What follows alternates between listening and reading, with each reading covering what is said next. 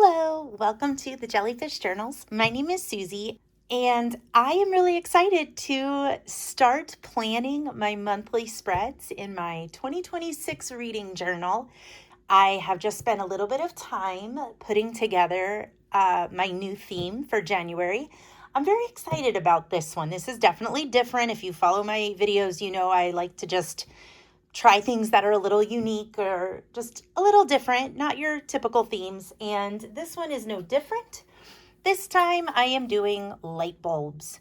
I found this paper pack on Etsy. They are by Jellyfish, so I'll link that down in the description box below. These are just digital papers, and I just printed them off and trimmed out what I needed for the pages. But I'll go ahead and show you what they look like. I also printed the cover page for the paper pack. I don't usually do that, but I really liked the way these light bulbs were all layered. I will also say that although I like the aqua and the blue in the bulbs, in the end, I just stuck mostly with this color scheme right here. So the orangey bulbs, the bright yellow, the pale yellow, and the bulbs that had that black kind of burnt look to them. So I'm going to put this over here to the side, and I will show you why I fell in love with this kit. So we've got these larger bulbs, and I love how the filaments are all a little different in each one of them. I am planning to keep the bulbs even if I don't use them. So like the blue ones that I don't use, I'm going to hold on to those because I could see myself doing this again. So you get these 12 larger bulbs. Then you get a sheet of a little bit smaller. And you can just see how different they all are. Some are a little similar, but again, I think honestly, the only real similarity I saw were some of the ones on the cover page to some of the others. I was really impressed with the variety of bulbs. So even though there's a lot that are this pale color, the filaments are so unique in them. So we have that. We've got even smaller bulbs. These are just so cool. Like I'm still looking at them. I like this guy. It reminds me of like something in a science lab. Then we've got even smaller bulbs. Yeah, they are smaller. Sorry, I know I'm a little wobbly today. Sorry about that. This one's really bizarre. It looks more like a hot air balloon.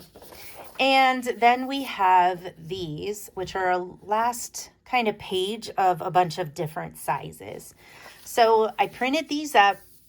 This is my inspiration for my spreads. If you followed me for my 2025 reading journal, then you'll be familiar with the spreads that I'm going to lay out in this video. I really didn't change those at all.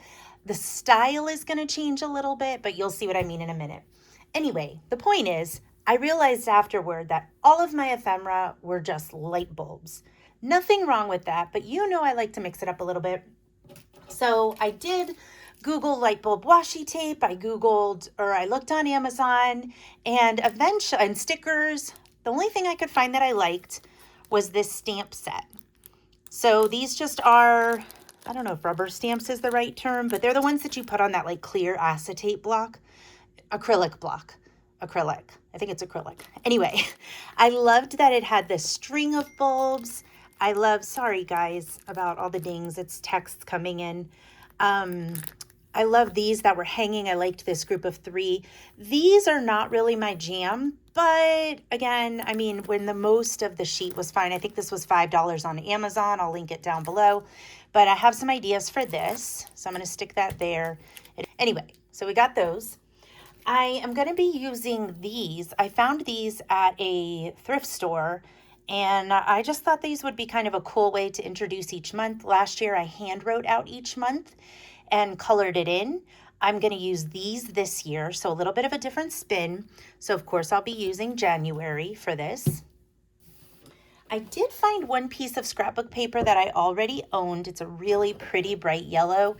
And yes, it is a honeycomb pattern. This is pretty old. I don't know where it came from.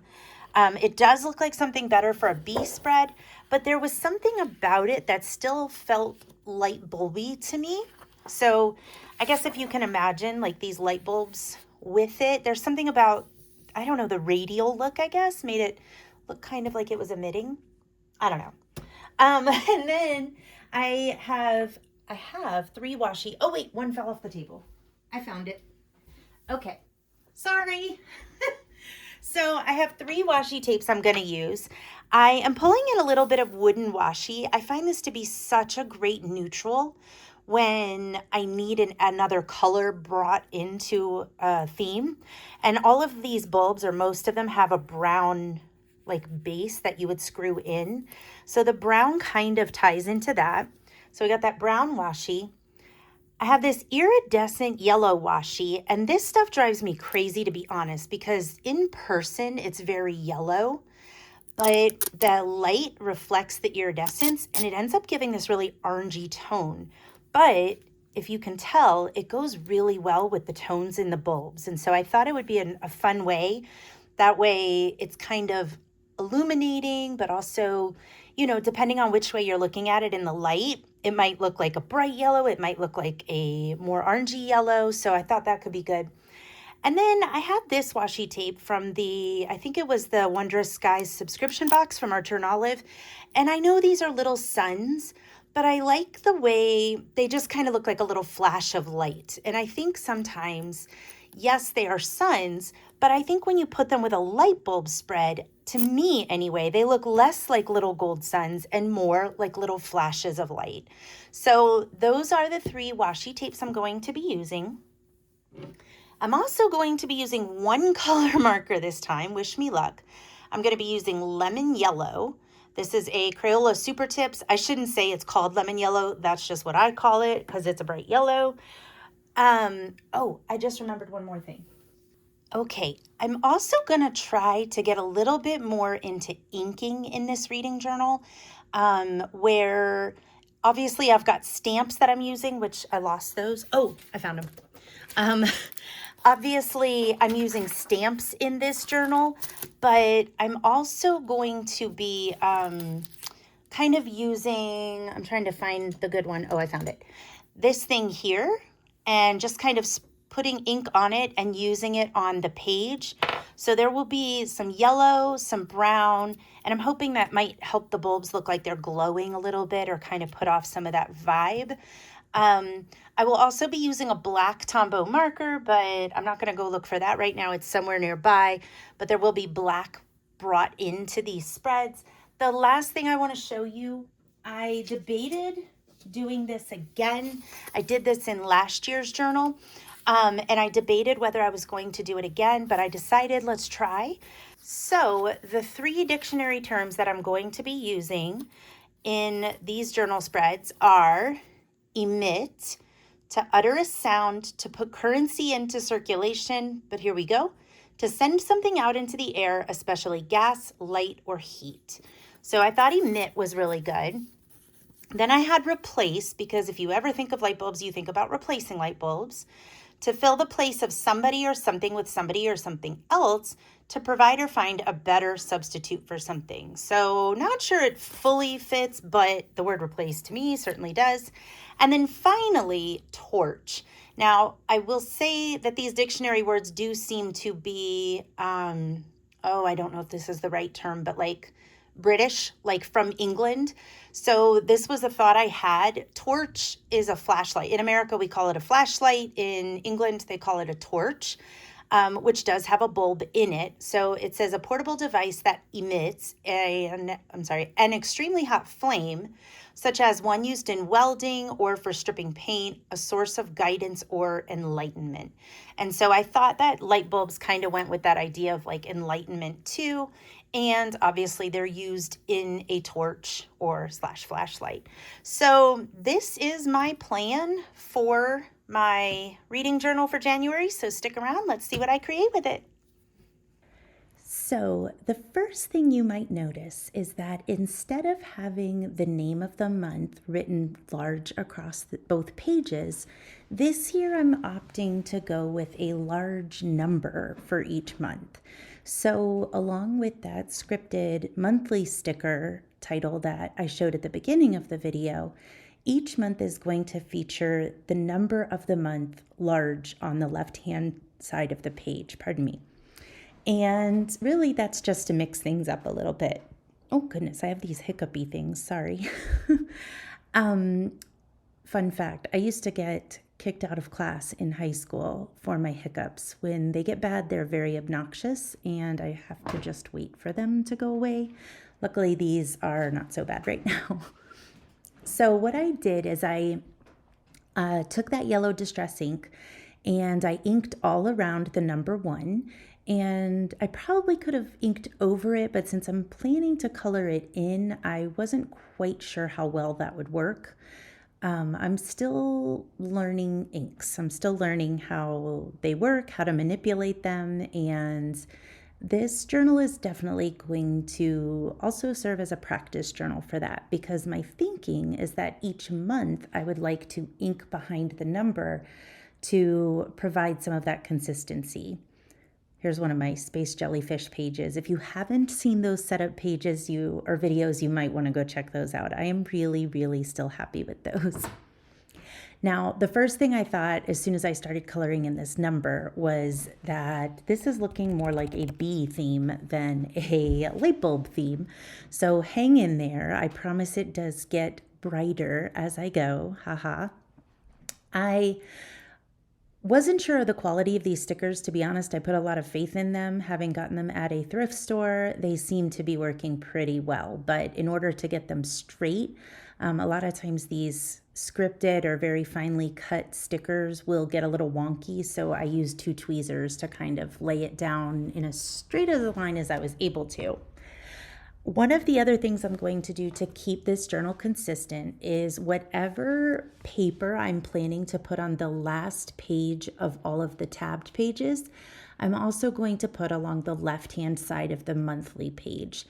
That way, whichever way it flips, you see some of that. I sort of did the same thing in my 2025 reading journal, but sometimes the paper went diagonally across the page. Sometimes it was only at the top, it was only on the left or along the bottom. This year, I think I'm going to keep it just like this page for every monthly spread. So I went ahead and cut out just a little bit of the page on the right and created a little tab there. And I like to put a little washi tape on the tab just to make it stand out a little bit. And now I'm finally adding some light bulbs. I'm going to go ahead and hand draw the strings on there. I wasn't worried about them being straight. I really kind of wanted this to have a little bit of an eclectic feel. And I also really wanted to play around with some simplicity. I tend to layer things. I tend to put a lot on a page because it's just fun. It's fun to do. It's fun to keep adding more and more. So for these spreads in January, since my Space Jellyfish pages were so chaotic and had a lot going on, I'm really trying to go much more simple with my January spreads. These are the 4 books that I am planning to get through in the month of January. So one of the things that I am going to continue doing is having an up next page where I write the titles of the books on the spines as much like the actual titles on the books themselves. So these 4 books, and I just like doing this. I like playing around with lettering. My mom should be very happy to see the Roses of May on this spread. She actually got me the Butterfly Garden series for Christmas last year, and I've only read the first book, which was one of my top books in 2024. So I am determined to get through the series in 2026. But that is about how far back I am running with my books. I'd already set up my 2025 journal by that time, and I'd already chosen the books that I was going to read the next year. And I learned my lesson. I've definitely left spaces for books that I may get for Christmas that I might want to read next year and not wait so long to get to them. I am about to try my hand at stamping. This is one of those things. I am not a confident stamper. I am learning, I'm figuring it out, but like I said, this journal is going to serve somewhat as a practice journal. So I'm inking the yellow down first so that the bulbs will look like they're glowing. And instead of stamping them, I don't know why, but ink pads scare me. I need to really just practice with them. But instead of stamping them in an ink pad, I am going to use a Tombow marker and color on. Right now, I am just kind of prepping the stamp with some things I've seen other people do. I'm not convinced it does anything yet, but maybe over time I'll see it. So this is just my black Tombow marker, and you can see I am just coloring on the stamp. One of the advantages to this is, let's say I didn't want a certain bulb to have ink on it, I could just avoid coloring that bulb in, as opposed to a stamp pad where it's a little bit trickier to get that, to like eliminate parts of the stamp. I think where I struggle is, well, the first thing I'm going to say that I struggle with is I always forget that underneath should be flat, flat, flat. Since I have all my space jellyfish decorations, my pages on the left especially are lumpy. And since they're lumpy, it doesn't give a flat surface to stamp down on. So you're going to see throughout the book, I do go in with a Pigma Micron and I do outline a lot of the things on the stamps. And I do that just so that it pops, so that it still looks visible. Once I read those 4 books, and I am updating my journal at the end of January, I will color in those book spines with probably yellows and maybe browns. I haven't quite decided yet because, as I showed at the beginning, I've only pulled out 1 marker for January. I'm probably going to have to pick a couple other colors just for that spread so the books have some variety on the spines. I have created a box on this page for my reading challenge book for my STORYGRAPH reading challenge. And that challenge is to read a book by a new to me author. So my friend Alyssa recommended Finley Donovan is Killing It. I have not read anything by that author, so that's my choice for my reading challenge. I glued down some smaller light bulbs, and now I'm just adding some lines. I did this last year, well, I guess this year, 2025, and it was just kind of nice to write down some thoughts I had about the book. So I am going to keep doing that. I don't know if I'll continue doing it in 2027, but for now, I don't know. There's just something about it that's kind of interesting, I guess, because I usually choose my challenge books just based on the prompt instead of a mood read, which is what I usually do. So sometimes it's kind of interesting to see like what my reaction to the book was. That's about the closest as I ever get to a book review in any of my reading journal spreads. So just cleaning up my pencil lines a little bit there, and I should be, oh, I forgot to do that tab. I also typically like the left and the right tab to match just so they look a little cohesive. So that's why I did that, the same as the page on the left. Now I'm ready to move on. My new book spread, I don't anticipating getting a lot of books in January. November is my birthday and there's a library book sale. December is Christmas. I just usually slow down a bit in January, but I had a plan for my new book spread. It does give me a lot of space just in case. I mean, maybe I'll do some shopping with gift cards. We did lose a couple of days of school recently due to weather, and a few of the parents have emailed me and said that their kids are bummed they couldn't give me my Christmas gift, which is very sweet. I'm obviously not expecting anything, but they do know I love to read. So all that to say, when we go back to school in January, there is a possibility that I might be acquiring some books because my class loves that I'm a reader. So I just inked the middle of that page in yellow and then did the same thing with the light bulb stamp. I created a border around the edge with it, and then I took that Pigma Micron and just kind of sketched over wherever the stamp didn't go down nice and flat.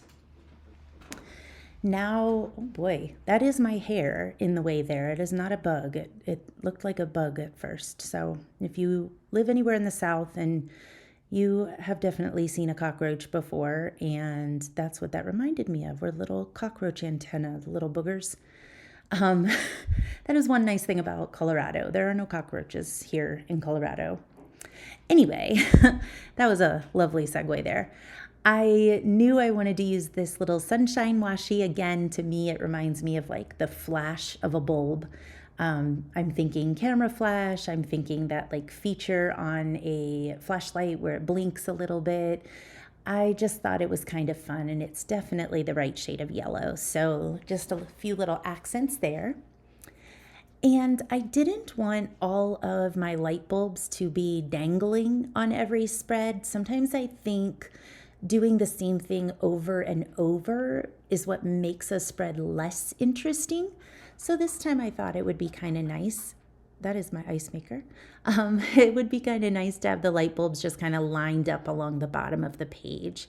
So now I am creating boxes, and these are going to be for my 3 favorite reads in January. Now you may be thinking, but Susie, you only are reading 4 books.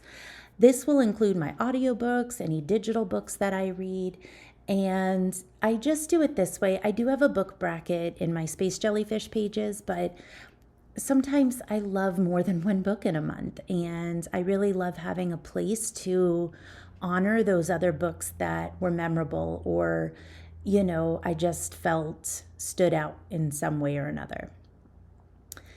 I wanted these little dictionary definition words, defined words, however you want me to say that, to stand out a little bit. And I had a little extra space here, so I decided to stick it down there. I do all my planning for my reading journal spreads in an A5 notebook. This is a B5 notebook. I think I have that right. B5, yes. B6 is the little one, B5 is the big one. I always mix those up. Anyway, I do all my planning in an A5 notebook, just a cheap one I found on Amazon. And sometimes because the difference in scale, sometimes I end up with a little extra space when I actually start laying things down in this notebook. And it's kind of a happy surprise. Like, it gives me a little bit of room to play around with things. So this page is another good example of that. On my A5, these light bulbs filled up the entire left-hand side of the page, but you can see here there's a nice large gap at the bottom. So I do go in and fill that in with some washi tape in a minute, but before I do that, I want to write down the things that I document every month for my stats for that month. So I do record all of these in my yearly spreads in those Space Jellyfish pages you saw earlier, but I also like to document them month by month. That way next year, when I'm looking back on my January stats for 2026, I can open up my 2025 reading journal and lay those stats right beside these stats, and those pages will be side by side in just a fun comparison to see what I did. So the things I document are the number of books I read, the number of pages I read, how many books I DNF or did not finish, how many new books I acquire, and how many books were in audio, digital, or printed format. Again, no reason for any of it. It's just kind of interesting for me. And these are the stats that stand out the most to me, or I guess matter the most to me, although truly they don't matter all that much. I am using the same font that I used in my Space Jellyfish pages, and I will use this font throughout this entire reading journal. I am pretty good at the lowercase letters now, but those capital letters keep getting me. And so that DNF, I had to thicken up some of those lines to make it look a little less cray-cray, I guess. Like I said before, I did end up with a much larger gap at the bottom than I had planned for. So I decided this would be a good place to add some more of that iridescent washi just across the bottom. I did think about adding more light bulbs, but again, in the name of simplicity and kind of streamlining some of these spreads, I just thought this would keep it nice and simple and kind of keep that vibe that I wanted. All right, this is my last spread for January. So as I said before, I'm adding that same honeycomb paper to the right of this page. So you'll see at the end when all those doors are flipped to the right, you will see a little bit of that honeycomb either way. Actually, I guess I should say if they're all flipped to the left, you can't see it right now because my camera is off center. But either way, when you look at January, no matter what page you're on, you will see the honeycomb on both sides. And that just kind of I guess, sort of defines those pages. I'm adding a few more light bulbs on this spread, and this is where things start to get a little weird. So these are a little different than the other light bulb stamps I've already done, which was confusing me. These almost have more of a 3D look to them, and I was confusing it for smudges. That kind of was a little frustrating, but I did go back and I thickened those up with the micron as well. The other thing is I wasn't thinking, and I should have inked yellow behind them so they looked on and glowing. And I don't know if I had just originally not planned to do that or if I had just forgotten to do it. But in a couple minutes, you'll see I do go in and ink it, and it shows up a lot more in person than on the video, but I definitely smudged some of the black into the yellow ink. So again, this is also a learning journal. That's what I'm going to think of when I come back and I look at this and I reflect on this notebook. That's what I'm going to say to myself. I'm going to say, Susie, give yourself some grace. You were practicing. You know, you weren't good at this yet. And I stress yet because I am determined to get good at it. Since this is the last page of all the spreads, I did decide that I was going to go ahead and use all 3 washi tapes at the bottom. Originally, the plan was just to use that iridescent washi, but since I ended up adding it onto my stats page here, I didn't want both pages to have that one element exactly the same. So I opted to layer all 3 washis that were in my spread. I glued a light bulb down in the bottom left, and you'll see here I'm kind of dabbing more than rubbing because I was nervous once I realized what I'd done. Again, it doesn't look, you can kind of see it there, especially that bulb on the left where I was just working. That's where it seems to be the worst. In person, you can definitely tell. It's not so bad on camera, I guess, but I also realize the yellow's a lot brighter on camera also. I glued torch down there, and then I was trying to figure out where I wanted to glue my last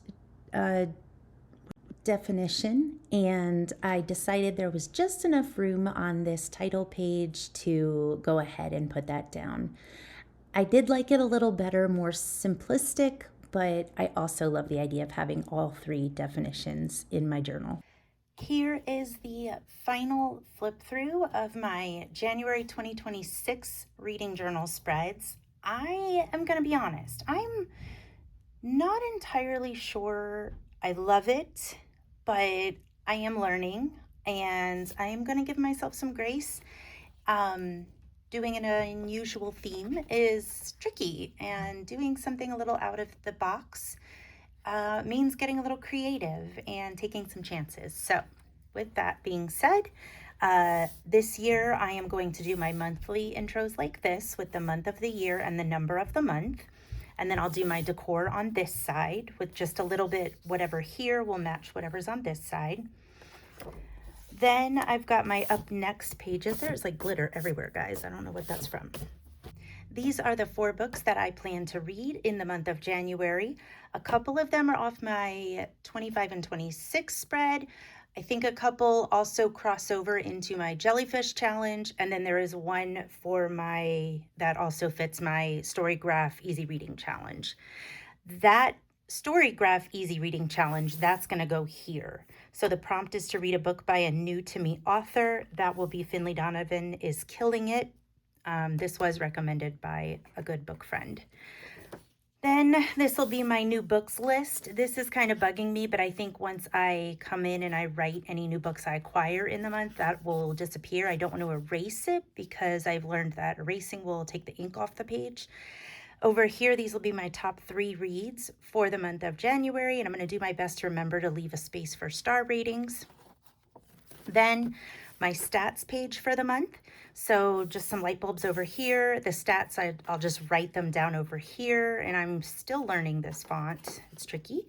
And then this is where I will glue all the covers down for the books that I read in the month of January, and that's going to do it. Thanks for watching. If you liked this video, please give it a thumbs up. If you want to see more content and follow along with my 2026 reading journal journey, then hit that subscribe button, and I hope that you have a wonderful day. Bye.